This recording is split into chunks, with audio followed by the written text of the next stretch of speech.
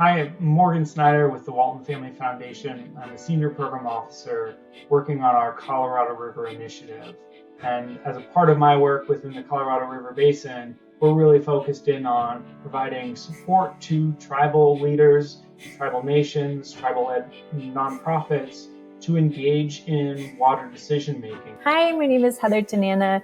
I'm a citizen of the Navajo Nation. On my mother's side, I'm of European descent, and on my father's side, my clans are the Towering House and Blackstreak Woods people. I am the lead of the Universal Access to Clean Water for Tribal Communities project. Can you tell us a little bit more about what brings you to this work and what really specifically about water that draws you to this work?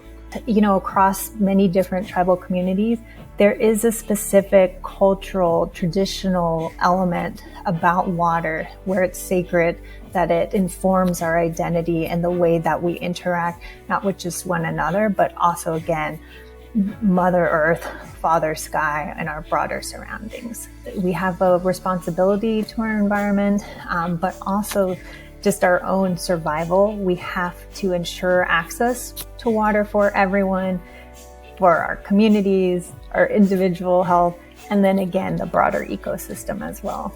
There are a lot of challenges that tribes are facing, but water in particular is one of the most critical issues that we have to address today in order to ensure our continued survival.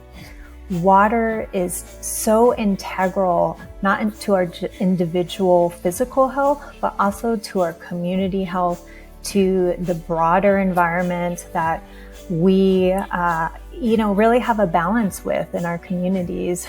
And I've read that Native communities are 19 times more likely to not have access to basic home sanitation and water access.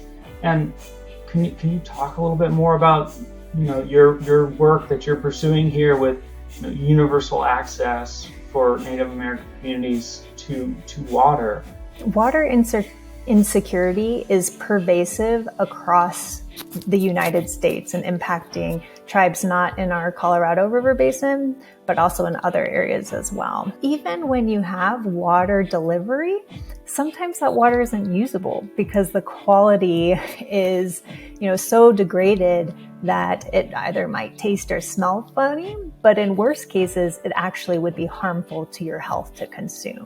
What does lack of universal access to water look like on the ground? Lack of water access is very pervasive in Navajo Nation specifically. And for Navajo, their biggest challenge is lack of infrastructure. Homes just don't have piped water coming in. And so instead, these families have to go out and haul their water. They have to drive out to a community water source point. And sometimes these water sources may be coming from underground wells that are unregulated. And so you're not quite sure what the water quality is, but there's no other option. This is the closest water source. And even when I say close, sometimes that can be a half-day drive for people, or it can take up their full day to go 50 miles or more, load up these gallons, wait for that to be completed. And so, if you're Navajo, you have someone, very likely have someone in your family who is a water hauler.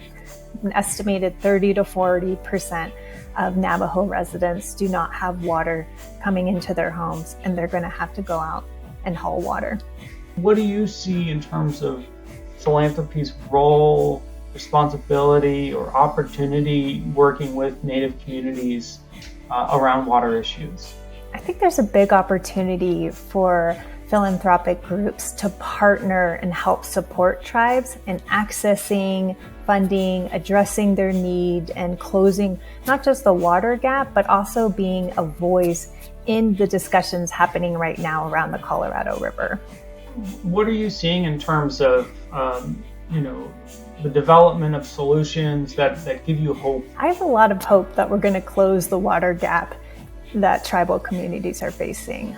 First, there is an increased recognition of the problem, recognizing that many Native Americans still do not have clean, reliable water access.